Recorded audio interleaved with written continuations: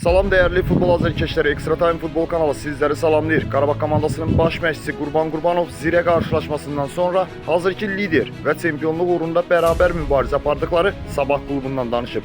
Jurnalistlərin Sabahın büdrəməsini real hesab edirsinizmi sualına bu dəqiqə çox yaxşı Sabah var. Özünə məxsus oyun üslubu olan komandadır. Yaxşı kollektiv və yaxşı baş məşqçiləri var. Üstünlük onlar tərəfdədir. Amma sona qədər mübarizə aparacaq. Heç kimə təslim olmurlar. Qarşıdakı oyunlarda mütləq daha istekli və daha ciddi olmalıyıq.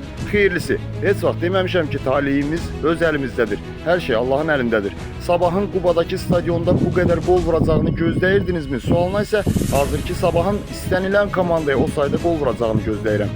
Stadionun durumu bizimlə oyundan daha yaxşı idi. Nə qədər futbolçu zədədən qurtuldu. Qurban Qurbanov Sabah haqqında bu fikirləri səsləndirib. Və siz necə düşünürsünüz əziz azərkeşlər? Çempionluq uğrunda mübarizə necə sonlanacaq? Qarabağ yoxsa Sabah?